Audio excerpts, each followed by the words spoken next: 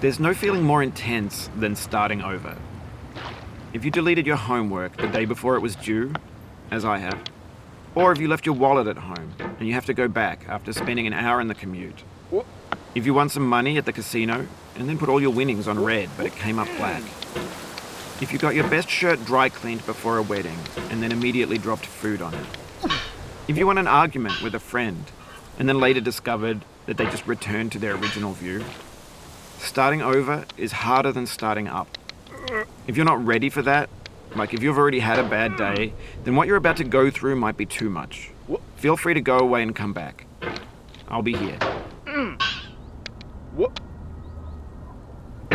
Alright, thanks for coming with me on this trip. I'll understand if you have to take a break at any point.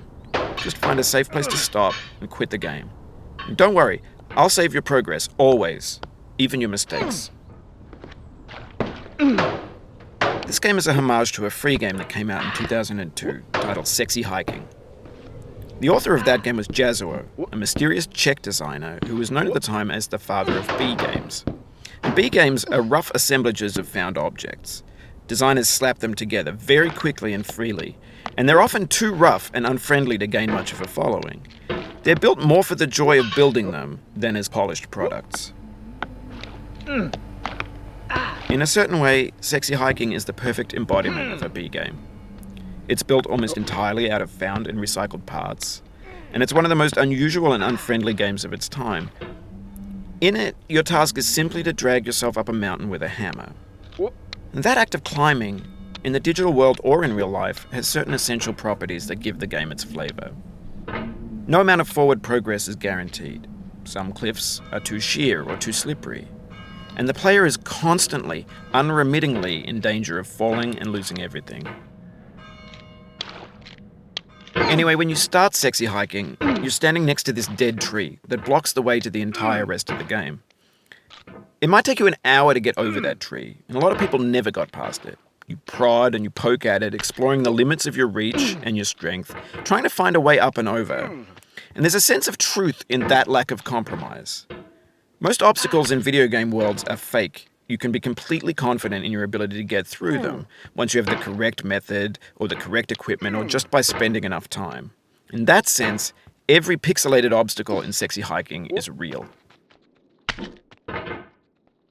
The obstacles in Sexy Hiking are unyielding, and that makes the game uniquely frustrating. But I'm not sure Jazzuo intended to make a frustrating game.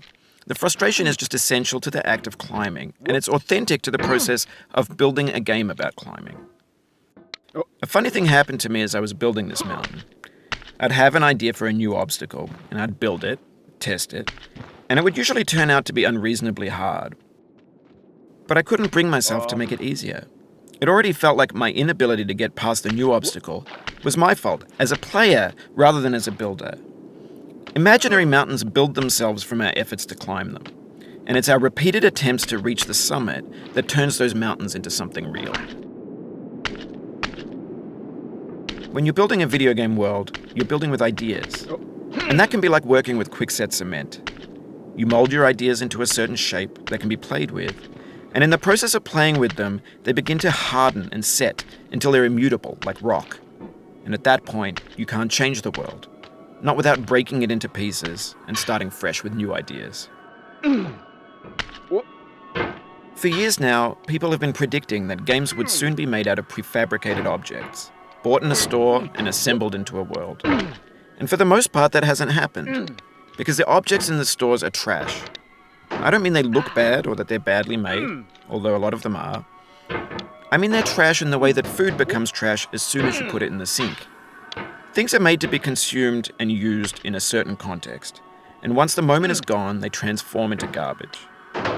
In the context of technology, those moments pass by in seconds. Over time, we've poured more and more refuse into this vast digital landfill that we call the internet. It now vastly outnumbers and outweighs the things that are fresh and untainted and unused. When everything around us is cultural trash, trash becomes the new medium, the lingua franca of the digital age. And you can build culture out of trash. But only trash culture. B games, B movies, B music, B philosophy. Maybe this is what digital culture is. A monstrous mountain of trash, the ash heap of creativity's fountain. A landfill with everything we ever thought of in it. Grand,